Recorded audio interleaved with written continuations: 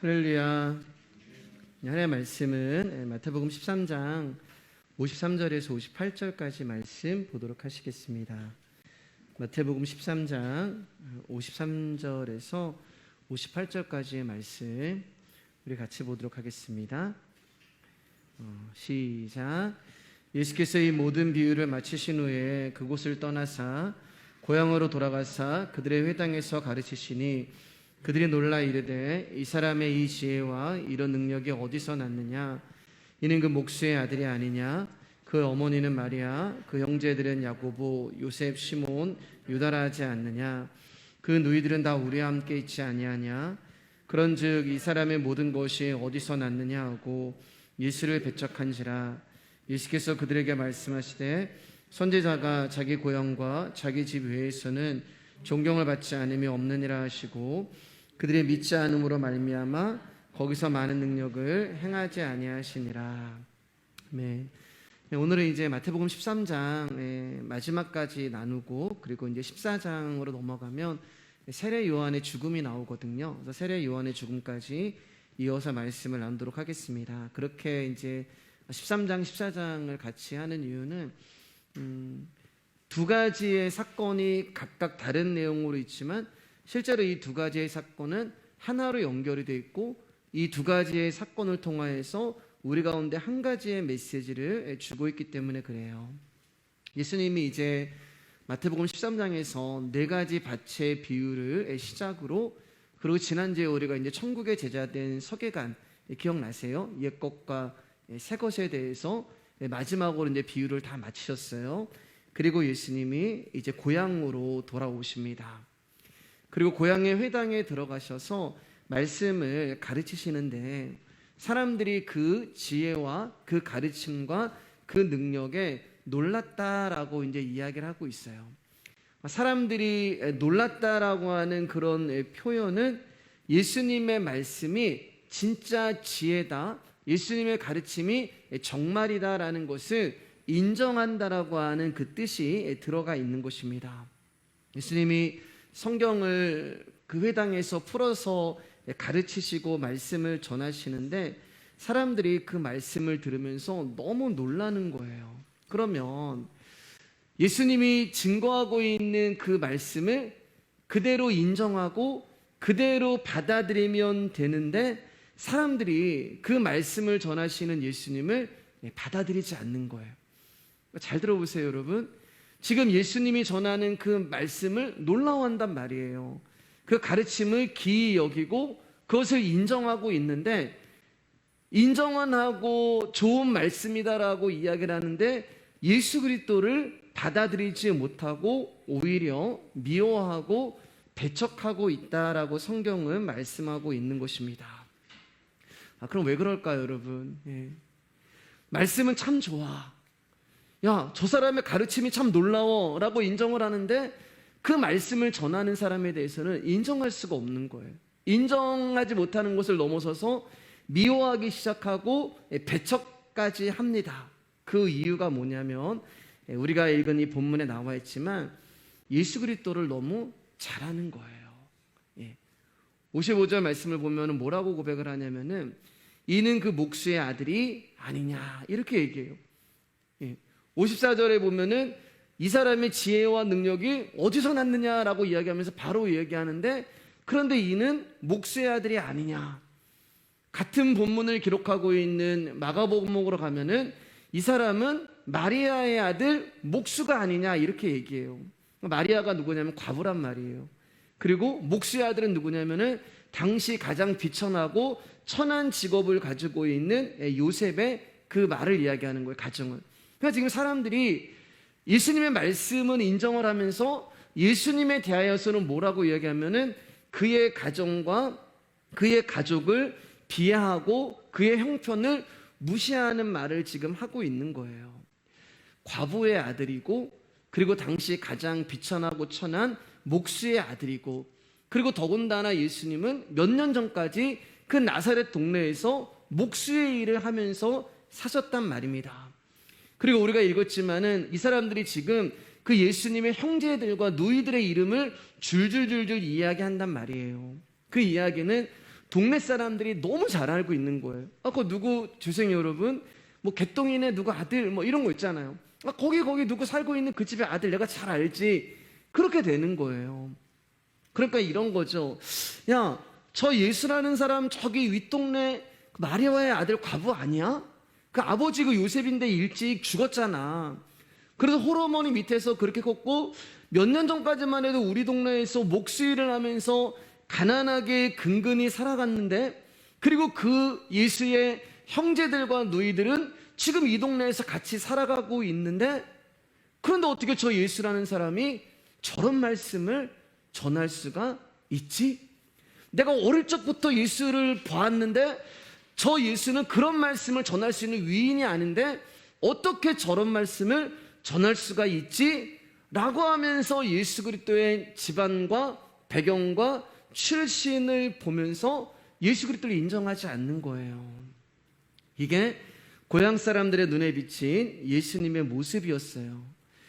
그렇기 때문에 자기와 전혀 다를 바 없는, 아니 나보다 더 가난하고 비천한 집안에서 태어난 그런 존재가 나보다 월등한 말씀을 가르친다는 것에 대해서 인정을 할 수가 없었던 거예요.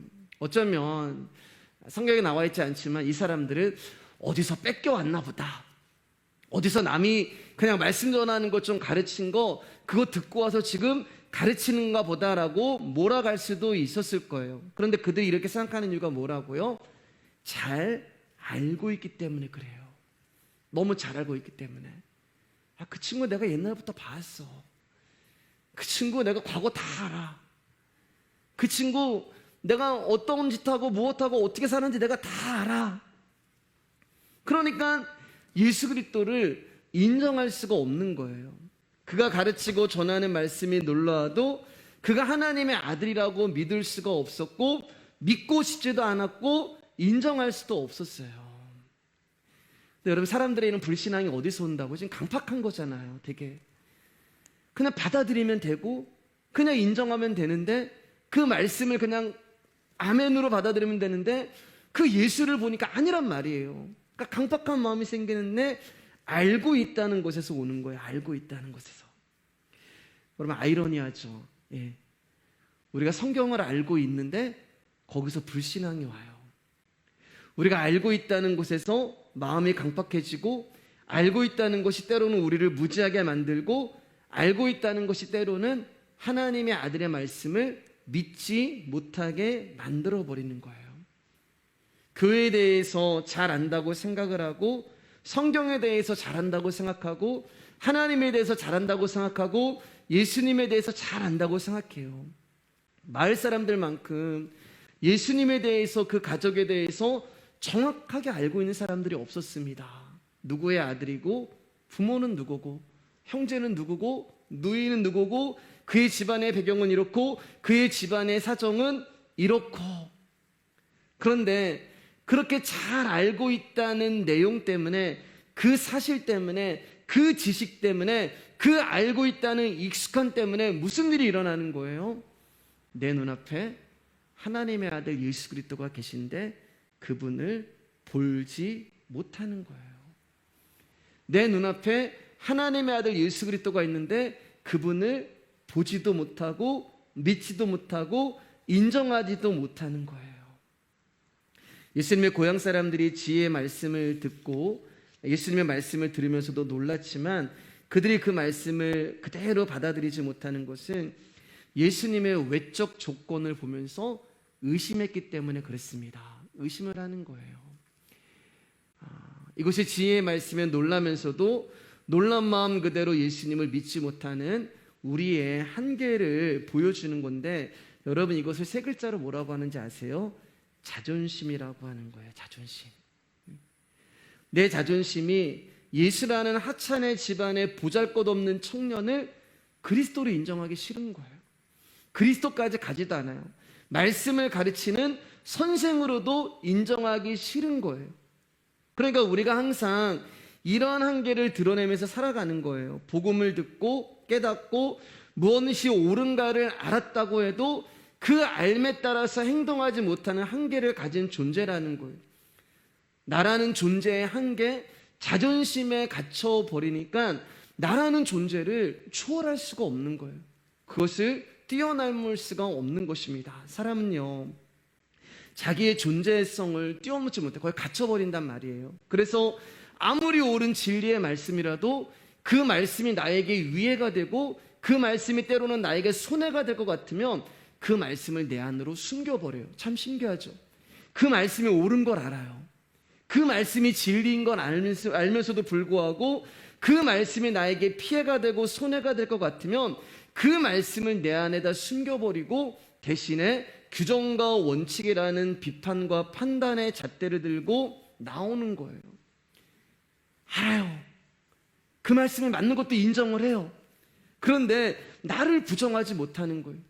나를 부인하지 못하니까 이 거룩이라는 것과 오늘 이제 말씀의 주제가 이거거든요. 나의 자존심이라는 것 가운데서 계속 갈등을 하는 거예요. 그러니까 복음을 들어도 이 복음이 맞아, 이 말씀이 맞아, 그러면서 나라는 존재가 부인되지 않고 부정되지 않으니까 계속해서 이 복음 앞에 내가 죽을 수가 없는 거예요. 계속 우리는 이 갈등을 하는 거예요. 사무엘하 7장 27절 말씀입니다. 크게 읽어주세요. 시작. 만군의 여호와 이스라엘 하나님이여 주의 종의 귀를 여시고 이르시기를 내가 너를 위하여 집을 세우리라 하셨으므로 주의 종이 이 기도로 주께 간구할 마음이 생겼나이다. 이번 주 이제 제가 새벽 예배 때 말씀을 나눈 그 본문의 이제 한 구절인데 다윗이 지금 하나님을 알아가고 있는 거예요. 다윗이 하나님을 알아가고 있는데 어떻게 알아가냐면은 어떤 이적과 기적과 경험과 체험을 통해서 알아가는 것이 아니라 오직 그분의 약속 안에서 다윗이 하나님을 알아가고 있는 거예요. 다윗이 하나님을 몰랐을 때는 하나님을 위하여서 내가 집을 지어 드려야지 그랬단 말이에요. 내가 주님을 위해서 집을 지어 드려야지. 그런데 하나님을 알아가기 시작하니까 하나님은 나에게 집을 지어주시는 분이지 내가 집을 지어드리는 분이 아니구나라는 것을 알게 되는 거예요. 하나님은 내가 섬기고 나의 정성과 치성을 들여가지고 그렇게 받들어드리는 분이 아니라 오히려 하나님이 나를 섬겨주시는 분이구나라는 것을 알게 되는 거예요.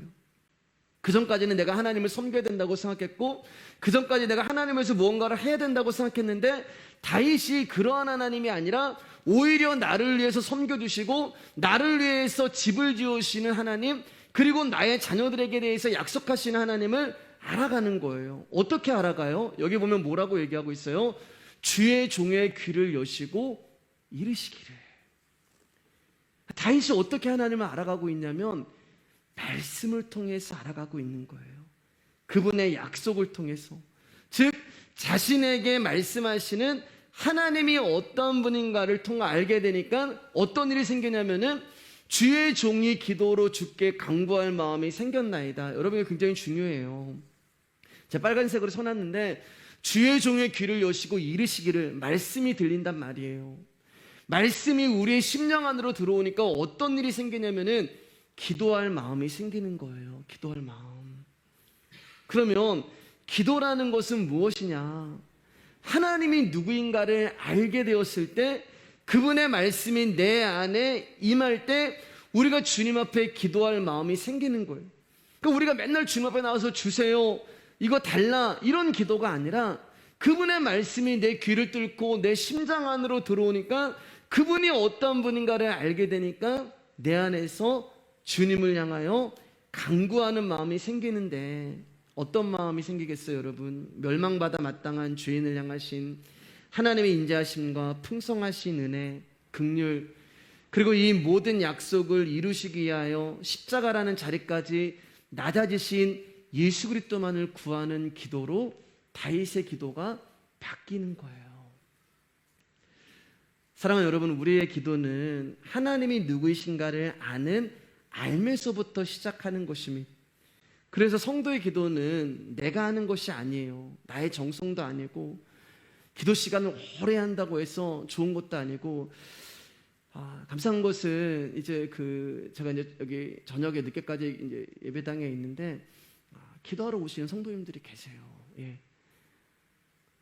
기도를 많이 한다, 오래 한다 이런 게 아니라 그냥 그분이 누구인지를 알게 되니까 거기서 그분 앞에 나오는 나의 모습이 나오고 주님을 알게 되면서부터 내 입술을 통해서 주님 앞에 구하는 기도가 나오는 거예요.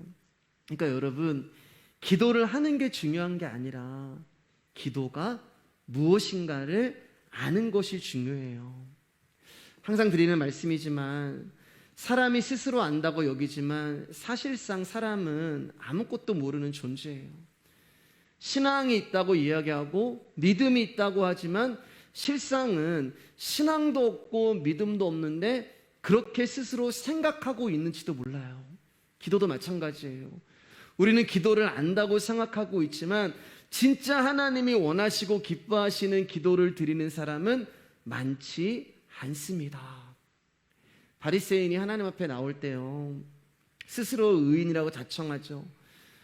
고개를 딱 들고 하나님, 나는 소득의 11조를 드리고 나는 구제를 하고 나는 예배를 합니다. 하나님이 그러한 행위를 통하여서 자신을 칭찬해 줄 줄 알았는데 아니요, 하나님이 그를 인정해 주지 않는 거예요.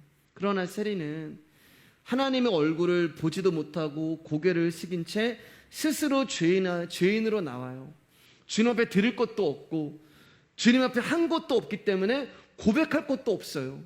주님, 저는 죄인입니다. 근데 주님이 그 세리를 의인으로 인정해 주는 거예요. 내가 의인이라고 생각하는 거 중요하지 않아요, 여러분. 내가 믿음이 있다고 생각하는 거 중요하지 않아요. 내가 신앙이 있다고 생각하는 거 중요하지 않아요. 그분이 나를 의인으로 인정해 주시고 그분이 나를 안다고 말씀해 주시는 것이 정말 중요한 것입니다. 내가 예수를 믿는 것이 중요한 것이 아니라 예수님이 나를 아는 것이 중요해요. 얼마든지 종교 생활을 통해서 우리는 스스로 예수 그리스도를 믿는 자로 여길 수 있기 때문에 그렇습니다. 그래서 저와 여러분들은 예수님의 동네 사람들처럼 나라는 존재의 한계를 벗어나지 못한 채 나의 자존심을 지키기 위해서 예수님을 인정하지 못하고 배척하며 살아가는 그런 자들일 수가 있는 거예요. 그렇게 이제 13장이 끝나면서 14장으로 넘어가는데 이 14장에서도 세례 요한의 죽음을 통하여서 하나님이 당신을 배척하는 자들의 모습이 어떤 것인지를 이제 우리 가운데 보여주는 거예요. 우리 마태복음 14장 1절에서 12절까지의 말씀 한번 한 목소리로 같이 한번 읽었으면 좋겠습니다. 시작. 그때 분봉왕 헤롯이 예수의 소문을 듣고 그 신하들에게 이르되 이는 세례 요한이라 그가 죽은 자 가운데서 살아났으니 그러므로 이런 능력이 그 속에서 역사하는도다 하더라. 전에 헤롯이 그 동생 빌립의 아내 헤로디아의 일로 요한을 잡아 결박하여 옥에 가두었으니 이는 요한이 헤롯에게 말하되 당신이 그 여자를 차지한 것이 옳지 않다 하였음이라. 헤롯이 요한을 죽이려 하되 무리가 그를 선지자로 여김으로 그들을 두려워하더니 마침 헤롯의 생일이 되어 헤로디아의 딸이 연석 가운데서 춤을 추어 헤롯을 기쁘게 하니 헤롯이 맹세로 그에게 무엇이든지 달라는 대로 주겠다고 약속하거늘 그가 제 어머니의 시킴을 듣고 이르되 세례 요한의 머리를 소반에 얹어 여기소서 내게 주소서 하니 왕이 근심하나 자기가 맹세한 것과 그 함께 앉은 사람들 때문에 주라 명하고 사람을 보내어 옥에서 요한의 목을 베어 그 머리를 소반에 얹어서 그 소녀에게 주니 그가 자기 어머니께로 가져가니라. 요한의 제자들이 와서 시체를 가져다가 장사하고 가서 예수께 아뢰니라.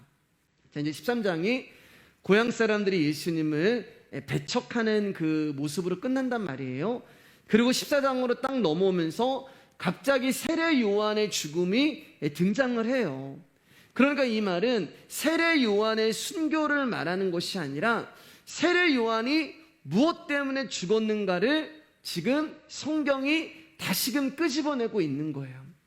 그리고 진리와 생명으로 오신 예수님을 배척하고 십자가에 못 박아 죽인 그 이유도 세례 요한을 죽인 것과 같다라는 것을 이제 말씀하려고 성경이 이야기를 합니다. 제가 이렇게 추론하는 이유는요, 우리가 이제 읽었지만 이 이야기는 지금 이야기가 아니에요. 옛날 이야기예요. 마태복음 6장에 있는 이야기란 말이에요. 그러니까 어떻게 시작하냐면은 그 14장 1절 보면은 그때에 이렇게 시작을 해요. 그때 이제 이 헤로드 이제 안티파스가 예수님의 소문을 들었단 말입니다. 예수님의 이야기를 들어요. 그러니까 어떻게 이야기하냐면은 예수님의 소문을 듣는데 마치 죽은 세례 요한이 다시 살아난 것 같은 능력을 듣게 되는 거예요. 그러니까 이 말은 두려움 가운데 있는 거예요. 자기가 세례 요한을 지금 죽였거든요. 근데 예수라고 하는 자가 나타났는데 그 예수가 하는 그 일과 그 말과 능력이 마치 세례 요한이 살아있을 때와 동일한 그런 모습으로 그 소문이 들려오게 되니까 이 헤롯이 두려움 가운데 지금 거하게 되는 것입니다.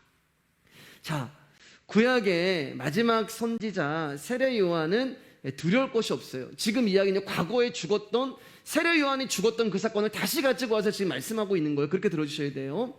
구약의 마지막 선지자인 세례 요한은 두려운 것도 없고 거칠 것도 없었어요. 그는 복음을 전하는 것에 있어서 어떤 종교적인 권력이나 세상의 권력도 겁내지 않고 두려워하지 않았어요. 하나님의 거룩을 만난 사람들의 특징이 되는 것입니다.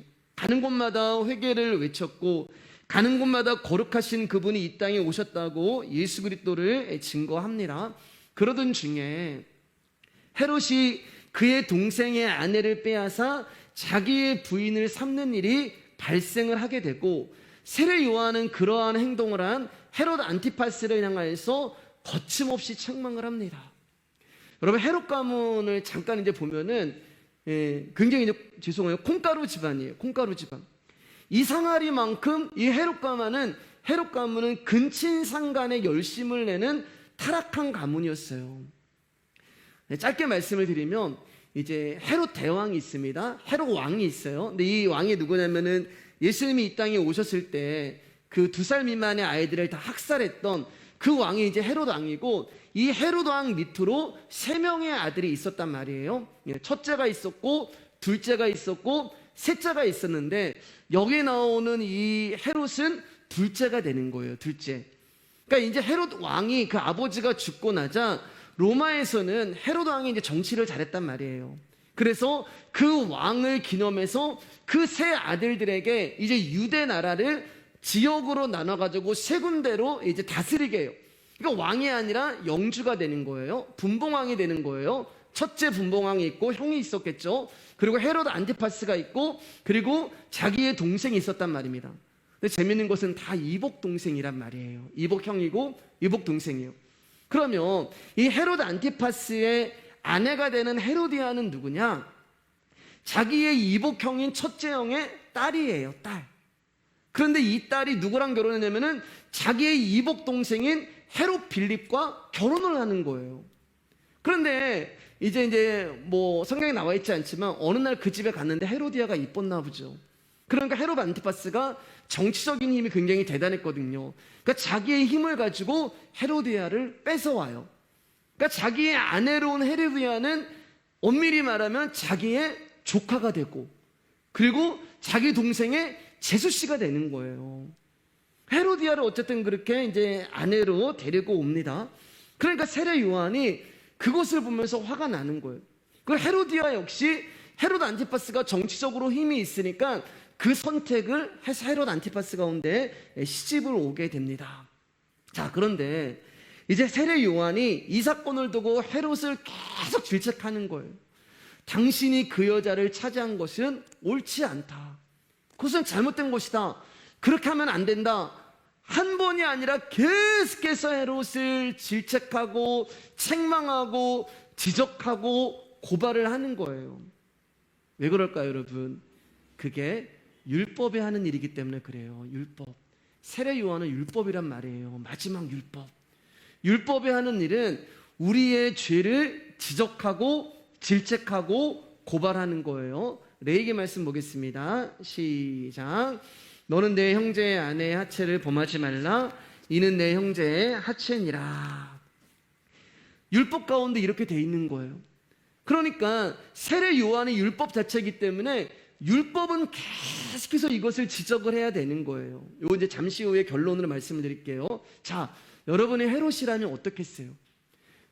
세례 요한이 계속 자기를 볼 때마다 이야기하고 공개적으로 이야기하고 사람들 앞에서 이야기를 하니까 안 그래도 자기의 조카이자 동생의 아내를 빼앗아 온 것에 대하여 떳떳하지 못하고 사람들의 수군거림에 자기도 괴로운데 세례 요한이 계속 책망을 하니까 세례 요한이 미워지는 거예요. 싫은 소리도 한두 번 해야지. 볼 때마다 그 이야기를 하면은 짜증이 나는 거예요. 세례 요한이 보기 싫어지고 미워지고 원망이 되고 그래서 헤롯은 세례 요한을 죽이려고 감옥에 세례 요한을 가두어 버립니다. 그런데 여러분, 헤롯보다 더 괴로운 사람이 있었어요. 그 사람이 누구냐면은 헤로디아예요. 헤로디아의 그 심정을 성경은 이렇게 얘기합니다. 마가복음 6장 같이 읽을게요. 시작. 헤로디아가 요한을 원수로 여겨 죽이고자 하였을 때 하지 못한 것은, 자 보면은 원수로 여긴 거예요.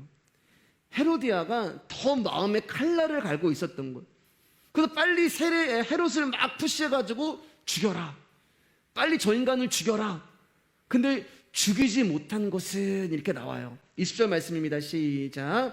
헤롯이 요한을 의롭고 거룩한 사람으로 알고 두려워하여 보호하며 또 그의 말을 들을 때 크게 번민을 하면서도 달갑게 들음이러라. 헤롯이 세례 요한을 미워했음에도 불구하고 그의 말씀을 달갑게 받은 거예요. 그의 말씀 앞에 자신의 양심이 드러나는 것에 대해서 그가 괴로워했던 거예요. 그러니까 믿고 죽여야 되는 걸 알면서도 함부로 할 수 없는 거예요. 왜냐하면은 의롭고 거룩한 존재로 세례 요한을 알고 있었기 때문에 그를 죽이지 못하고 보호합니다. 그리고 한 가지 이유가 더 있어요. 오늘 본문입니다. 마태복음 14장 5절에 헤롯이 요한을 죽이지 못하는 한 가지 이유가 더 있습니다. 여러분 이제 말씀 잘 들어주셔야 돼요. 시작. 헤롯이 요한을 죽이려 하되 무리가 그를 선지자로 여김으로 그들을 두려워하더니. 헤롯은 지금 분봉왕이란 말이에요. 분봉왕인데 그 지역을 다스리고 있었어요. 자기에게 할당된 지역. 이 분봉왕으로서 그 지역에서 잘 살려고 하면 민심을 얻어야 돼요. 민심을. 근데 백성들이 헤롯 요한을 선지자로 여기고 있었단 말입니다. 그러니까 잘못해서 내가 요한을 죽여버리면 자기의 표밭에서 표를 잃어버리게 되는 거예요. 정치적으로 자기가 설 자리가 없어지는 것입니다. 그리고 그는 실제로 세례 요한을 존경하기도 했어요. 의롭고 거룩한 존재로. 그런 그날 밤에 그 사건만 일어나지 않았으면 아마 헤롯은 세례 요한을 죽이지 않았을 거예요. 그날 밤은 헤롯의 생일날이 되었습니다. 헤롯이 자기의 신하들과 고관 대작들을 초청하여 파티를 열었어요. 그리고 그 파티 가운데 헤로디아의 딸인 살로메가 춤을 추기 시작하는데 그 춤이 헤롯의 정신을 혼미하게 만들 정도로 굉장히 춤을 잘 췄어요. 그리고 기분이 좋아졌습니다. 그리고 해서는 말을 안 되는 말을 했는데 뭐라고 이야기해요? 네가 무엇을 원하든지 내가 다 주겠다. 그리고 살로메는 어머니가 시킨 그대로 세례 요한의 머리를 소반에 담아서 달라고 합니다. 여러분, 그때 이 헤롯의 마음이 이제 마태복음에도 있지만 마가복음에는 한 단어가 더 있어요. 우리 마가복음 한번 볼게요. 헤롯이 살로메의 요구에 이렇게 대답해요. 시작. 왕이 심히 근심하나 자기가 맹세한 것과 그 앉은 자들로 인하여 그를 거절할 수 없는지라. 그냥 근심한 게 아니라 뭐라고요? 심히 근심하는 거예요. 지금 갈등하고 있는 거예요. 왜냐하면 세례 요한은 죄가 없고 의로운 자고 거룩한 사람이라는 것을 이 헤롯이 알고 있었거든요. 그리고 그 말씀에 찔리기도 하고 그 말씀이 때로는 자기에게 달갑게 들리기도 한 거예요. 그런데 문제는 뭐냐? 헤롯이 그 자리에서 맹세를 했단 말이에요. 그 자리에서 큰 소리를 쳤단 말입니다. 그러니까 지금 이 헤롯은 거룩이라고 하는 어떤 자기의 양심과 그리고 자기의 자존심, 아까도 얘기했지만 자기의 존재라는 그 자존심, 내가 얘기를 했으니까, 내가 뭐든지 다 주겠다고 말을 했으니까 근데 내가 모든 일 다 주겠다고 이야기했는데 지금 세례 요한의 머리를 달라고 하니까 지금 거룩과 자기의 자존심 사이에서 갈등을 하고 있는 거예요. 근심을 하고 있는 거예요. 얼마나 지금 이 헤롯의 마음이 괴로웠으면 심히 근심한다라고 이야기를 하겠어요. 그런데 여러분, 거룩과 자존심이 싸우면 누가 이기는지 아세요? 자존심이 이겨요. 자존심이. 예. 거룩과 자존심이 대결을 하면 자존심이 이깁니다. 이 말은 하나님과 나라는 존재가 싸우면 내가 하나님을 이겨요. 이기려고 해요. 그 야곱이잖아요. 그러면 야곱이 지금 자신과 싸우는 존재가 하나님인데 하나님까지도 이겨먹으려고 하잖아요. 어떻게든 막 넘겨뜨리려고 하잖아요. 예수의 이름으로 명하노니 막 하면서. 그러니까 우리는 거룩과 자존심이 싸우면 자존심이 이기고, 하나님과 내가 싸우면 내가 하나님까지도 이겨먹으려고 하는 거예요. 우리 인생 가운데 이런 게 참 많잖아요, 여러분. 솔직하게 얼마나 여러분들이 자존심과 갈등이라는 그 사이에서 줄타기를 하세요. 하나님의 거룩과 나라는 자존심 사이에서 갈등과 긴장을 막 계속 왔다 갔다 하시면서 살아버리잖아요. 그렇지만 이 두 가지는 공존할 수가 없단 말입니다. 우리가 지난주에도 말씀을 나눴지만 내 안에 가인이 있고 아벨이 있어요.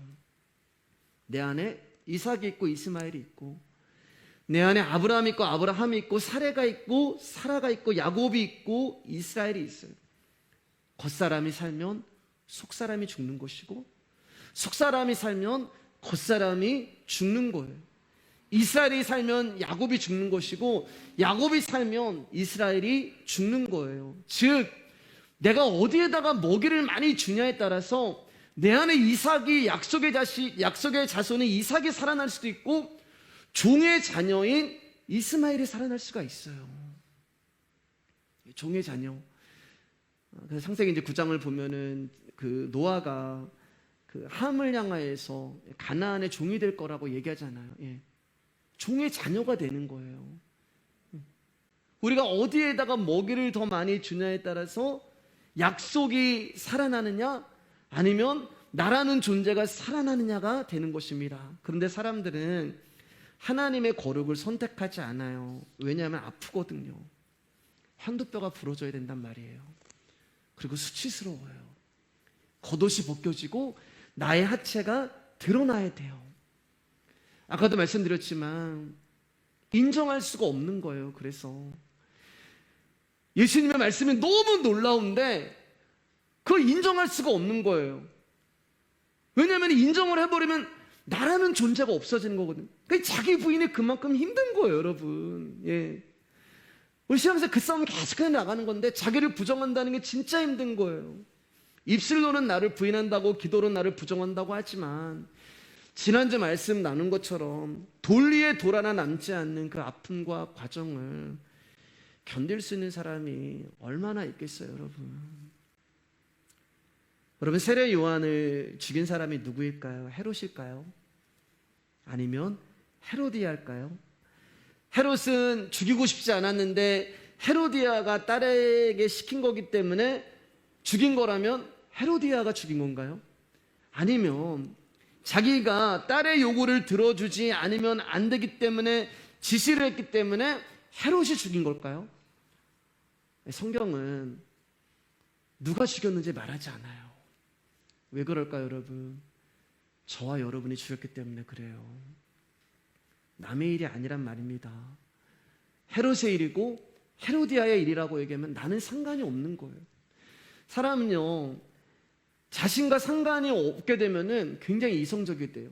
그걸 우리가 쉽게 얘기하면 아유, 남말하네. 그거 있잖아요. 남들 이야기처럼 하네.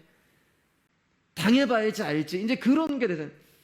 나의 일이 아니면 그것은 헤롯의 일이고 헤로디아의 일이에요. 그럼 우리 굉장히 거의 이성적으로 얘기를 합니다. 이성적으로 얘기해요. 그런데 성경은 뭐라고 이야기하면은 그 당사자가 너야라고 얘기해. 너가 죽인 거야. 여러분, 예수님 누가 죽였어요? 바리새인이 죽였어요? 제사장이 죽였습니까? 빌라도가 죽였습니까? 그러면은 저와 여러분들은 그 현장에 있지 않았기 때문에 예수님의 죽음과 상관없는 자들인가요? 아니요. 예수님을 죽인 자를 성경은 뭐라고 얘기해요? 너라고 얘기하는 거예요. 나라고 이야기하는 거예요. 그러니까 성경은 하나님과 나의 이야기가 되는 것입니다. 그렇지 않으면 우리는 십자가와 전혀 관계가 없는 자들이 돼요.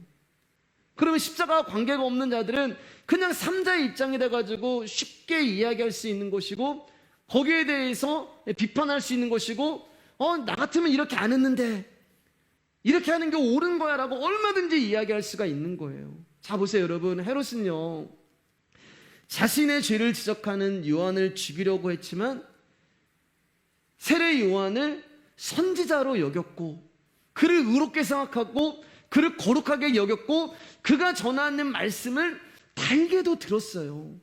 그리고 그는 백성들을 잘 통치하여서 자신이 다스리는 지역을 편안하게 만들고 싶었고 부강하게 만들고 싶었고, 그래서 로마의 왕계의 신임을 얻고 싶었어요.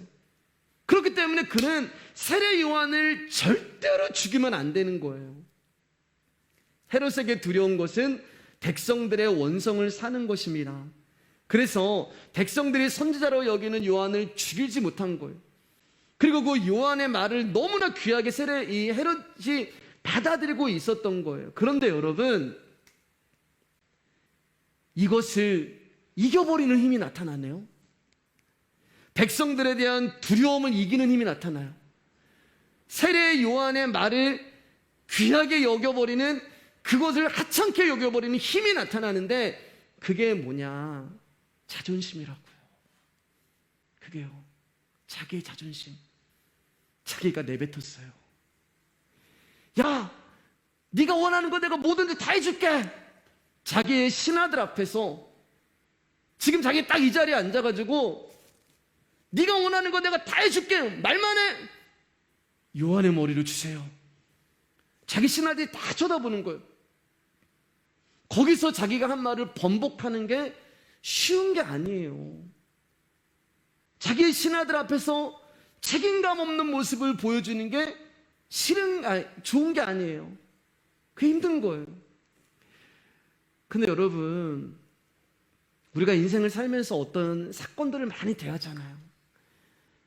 내 인생 가운데 많은 사건들이 일어나고 내 관계 가운데 많은 사건들이 일어나잖아요. 그런데 거기에 대해서 생각하는 모든 사람들의 생각이 다 달라요. 어떤 사람이 이렇게 생각하고 어떤 사람은 이렇게 생각해요. 그 말은 내 생각이 맞을 수도 있지만 틀릴 수도 있다는 거예요. 그러면 내 생각이 틀렸다? 다른 말로 내 생각이 아닌 것 같다? 그러면 아니라고 하면 되는 거예요. 실수였다고 이야기하면 되는 거예요. 그것을 인정하는 것이 거룩입니다. 자, 보세요. 딸아, 살로메가 얘기했단 말이에요. 세례 요한의 머리를 주세요. 근데 심히 지금 근심한다 그랬죠. 갈등하잖아요. 그러니까 그 말은 세례 요한이 그건 아닌데, 헤롯이 세례 요한을 죽이는 건 아닌데, 아무리 그것을 내가 이렇게 말을 했더라도 세례 요한을 죽이는 것은 아닌데, 그러면 헤롯이 살로메에게 이렇게 얘기할 수도 있었잖아요. 딸아, 내가 다른 것은 다 들어줄 수 있어. 내가 네가 원하는 모든 것은 다 해줄 수 있는데 그것만큼은 들어줄 수가 없구나. 그리고 너도 그것만큼은 원하면 안 되는 거야 라고 자기의 실수를 인정하고 그 일로 인해 자기가 내뱉은 말에 대해서 책임을 질 수가 있는 거예요. 한번 망신당하겠죠. 저런 쓸데없는 저런 실없는 왕? 자기가 내뱉은 말도 지키지 못하는 그런 존재? 망신당할 수 있죠, 여러분. 근데 그게 뭐가 그렇게 중요해요? 자기의 마음이 그게 아닌데. 우리 정말 그런 거 많잖아요. 내 마음은 그게 아닌데 분위기가 막 일로 쏠려가는 거예요. 이건 아닌 것 같은데 내가 내뱉은 말이 있단 말이에요. 성경은 나의 이야기예요. 저도 수많은 이런 갈등이 많아요. 내가 이야기를 하면 할수록 내가 말은 그렇게 했지만 시간이 갈수록 아닌 것 같아. 잘못한 것 같아. 실수한 것 같아. 그러면 그것에 대해서 미안한데 그거는 아닌 것 같다라고 이야기를 할 수 있어야 되는데 지금 헤롯이 그걸 못하는 거예요. 나의 의를 드러내고 싶은 것이고 내가 했던 말을 지킴으로 말미암아 나라는 존재를 세우고 싶은 것. 하나님은 계속해서 우리를 부정하고 부인하기를 원하는데 사람들 앞에서 내가 인정을 받고 싶은 거예요. 그래서 세례 요한이 이 일로 어떤 일을 겪게 돼요? 평생 두려움 가운데 살아요. 예수라는 자가 나타났는데 세례 요한이 살아온 거 아니야? 예수 그리스도를 십자가에 못 박을 때도 두려운 거예요. 왜냐하면 세례 요한과 너무 똑같은 존재거든요. 나는 죄 없다. 헤롯은 자기와 함께 앉은 사람들, 신하들 앞에서 왕으로서의 권위와 체면이 무너지는 것을 견딜 수 없었어요. 이 자존심이 자기가 지금까지 이뤄놓은 터전이 흔들린다 하더라도 지금 흔들리는 거잖아요. 그래도 이 자존심을 포기할 수가 없었어요. 심히 고민하고 갈등하고 근심을 해요. 민심이 나를 떠날 수가 있어요. 그런데 자기 자존심이 그거보다 더 큰 힘이 되는 거예요. 자신의 권위와 체면을 지키기 위해 요한을 죽이라고 결국에는 지시를 합니다. 백성들에게 원망을 사고 내가 표를 잃어버리고 내 삶의 터전이 흔들려 버릴지라도 자기의 자존심을 지키고 싶은 거예요. 이게 사랑하는 여러분, 저와 여러분의 모습이 되는 거예요. 결국 요한을 죽인 거는 자기의 존재성이라는 인간의 한계를 뛰어넘지 못하는 우리가 이 세례 요한을 죽이게 되는 것입니다. 그리고 그것이 율법이 하는 일이에요. 율법이 하는 일. 율법은 계속 우리의 자존심을 건드려요. 율법은 계속 우리를 지적하고 우리를 고발하고 우리를 질책해요. 그리고 율법은 우리의 죄를 드러나게 해요. 우리가 나라는 존재의 구렁텅이에 빠져 있다는 것을 깨닫게 하는 거예요. 그런데 이 나라는 존재의 구렁텅이에 빠져 있는데 못 나와요, 여러분. 왜 못 나오는지 아세요? 그 율법이 너 이 선악과 먹으면 죽어? 이제 그 말은 들리지도 않는 거예요. 뭐가 들려요? 이거 먹으면 하나님처럼 될 수 있어? 이 말만 들리는 거예요. 그러니까 자기가 지금 어떤 존재인지를 모르는 거예요. 그래서 제가 늘 할 때마다 정말 많이 하는 얘기가 십자가 앞에 나올 때마다 하나님은 어떤 존재고 그 앞에서 내가 어떤 존재인지를 알라는 거예요. 다윗이 그렇게 고백하잖아요. 말씀을 통해서 자기를 알게 되니까 기도할 마음이 생겨버리는 것입니다. 그러면 어떻게 이걸 해결해야 되냐? 이제 결론 짓게요. 어떻게 해결해야 되나? 우리 12절 말씀입니다. 같이 읽을게요. 시작. 요한의 제자들이 와서 시체를 가져다가 장사하고 가서 예수께 아뢰니라. 이제 이 말씀에도 옛것과 새것이 나오죠. 율법은 헤롯의 죄를 고발했단 말이에요. 그런데 복음은 어떻게 되는 거예요? 아뢰는 거예요. 예수께 아뢰는 거예요. 장사하고 가서 아뢰는 것입니다. 자, 헤롯이 세례 요한이 헤롯을 향해서 너 간음죄 줬어 이렇게 얘기한 걸 말입니다. 간음죄 줬다. 너 간음죄를 줬어? 너 눈 뽑아야 되고 너 손목 잘라야 되고 너 돌에 맞아 죽어야 돼. 거기까지예요. 그러면 율법이 여러분 우리의 눈을 뽑고 우리의 손을 자르고 우리를 돌에 친다 한들 우리 마음에 있는 간음죄가 사라지냐고요. 예. 여러분 안에 있는 욕망이 사라지세요? 여러분의 이 안에 있는 욕심이 사라지세요? 아닙니다, 여러분. 율법은 가늠한 나의 행동과 행위에 대해서 고발할 수 있지만 근본적인 마음에 있는 그 죄를 다스리지 못하는 거예요. 다스릴 수 있는 유일한 길이 뭐예요? 죽고. 난 할 수 없어요, 주님. 나라는 존재는 이미 죽은 거예요, 율법으로. 죽고 예수께 아뢰니라. 세례 요한의 제자들이 율법이라고 하는 당신의 스승을 장사 지내고 나서 예수님께 오는 거예요. 아니, 복음이 그 자리로 오는 거예요. 저 여러분들이 죄인으로 아무것도 할 수 없는 그 자존심 가운데 말씀이 찾아오시는 것입니다.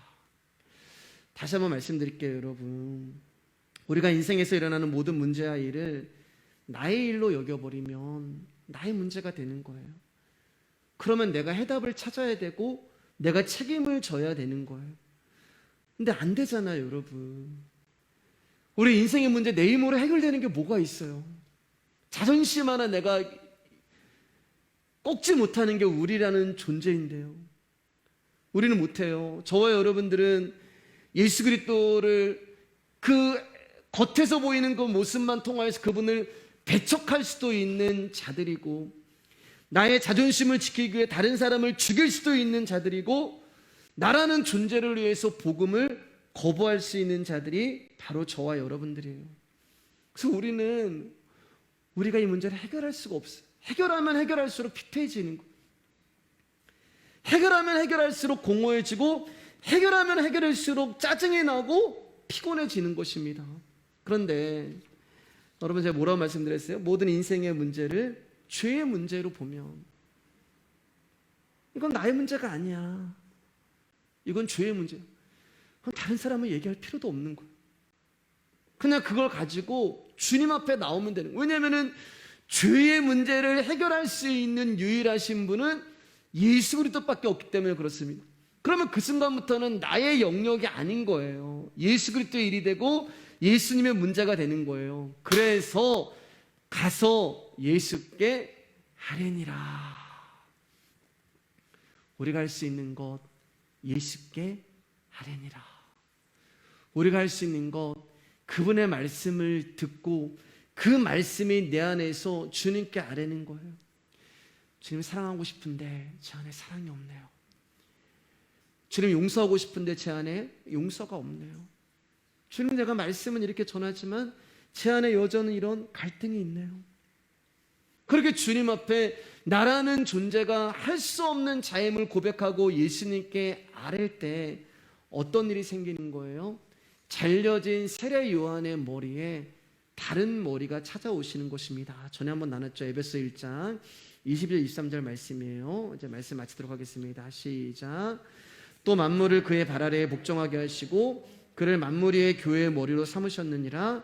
교회는 그의 몸이니 만물 안에서 만물을 충만하게 하시는 이의 충만함이니라. 만물은 우리를 말하는 거예요. 우주를 말하는 거예요. 하나님이 당신을 비우심으로 말미암아, 충만하신 그분이 당신을 비우심으로 말미암아 뭐가 생겼어요? 혼돈과 공허와 흑암이 생겼고, 거기에 저와 여러분들을 창조를 하신 거예요. 거기에 교회가 되는 거예요. 그리고 이제 그 교회인 우리 가운데 예수 그리스도의 머리가 오는 것입니다. 지난주도 봤지만 마태복음 16장 말씀 가운데 예수님이 너희는 나를 누구라 하느냐라고 얘기했을 때 주는 그리스도요 살아계신 하나님의 아들입니다 라고 이야기하잖아요. 근데 그게 베드로의 고백이 아니라고 그랬잖아요. 그러면 예수님이 뭐라고 얘기했냐면 베드로의 고백 가운데 네가 베드로라, 내가 이 반석 위에 교회를 세울 거야. 시몬이라고 하는 돌멩이와 같은 저와 여러분들을 하나도 남기지 아니하시고 다 부수세요. 우리라는 도리에 돌 하나 남지 않게 우리의 겉사람을 다 부수니까 우리의 속사람이 드러나는데, 그 속사람이 뭐냐면 말씀이란 말이에요. 성전은 겉에도 말씀이고 속도 말씀이라고 얘기했잖아요. 그 말씀이 드러나는 거예요. 질그릇이 깨어지니까 보화가 드러나는 거예요. 그게 반석이 되는 것입니다. 그리고 그 위로 교회가 세워지는 거예요. 어떻게 해요? 율법이라고 하는 몸이 있는데 머리가 잘려버렸단 말입니다. 죽었어요. 그래서 이제는 머리 대신 예수 그리스도가 이 율법이라고 하는 몸에 딱 접붙임을 하는 거예요. 구약 위에 신약이 세워지고 옛것 위에 새것이 세워지고, 또 할까요? 야곱 위에 이스라엘이 세워지고, 아브라함이라고 하는 존재 위에 아브라함이 세워지고, 사레라는 존재 위에 사라가 세워지고, 야곱이라는 존재 이스라엘이 세워지고, 이스마엘이라고 하는 저와 여러분 위에 이삭이 세워짐으로 말미암아 이제 교회가 되는 거예요. 그분이 우리 안으로 들어오시는 것입니다. 그러면 그분이 우리 안에서, 여러분, 우리의 인생의 문제를 해결하지 못하시겠어요? 우리의 죄의 문제를 그분이 해결하지 못하시겠습니까? 그분이 우리를 다스리지 못하시겠어요? 그분이 악에게 지고 죄에게 지시겠습니까? 그렇지 않단 말이에요. 그러니까 저와 여러분들은 끊임없이 답이 되신 예수 그리스도 앞에 나와서 나라는 존재가 할 수 없음을 고백하며 주님께 아뢰야 되는 거예요. 그 방법밖에는 없어요. 그 방법밖에는. 인자가 머리 둘 곳이 없었단 말입니다. 인자가 머리 둘 곳이 없다. 그런데 머리 둘 곳이 생겨버린 거예요. 우리라고 하는 존재 안으로 머리 대신 예수 그리스도가 들어온 것입니다. 밭과 씨가 하나가 되고 겉사람과 속사람이 하나가 되고, 그래서 세례 요한보다 다 크다고 얘기한 거예요. 왜요? 그는 회개하라 천국에 가까이 왔느니라 이렇게 얘기했는데 우리는 뭐예요? 천국이 들어왔잖아요. 그 세례 요한 때부터 천국은 침노하는 것이고 하나님 나라에 가서는 세례 요한보다 작은 자가 없다라고 말씀을 드리는 것입니다.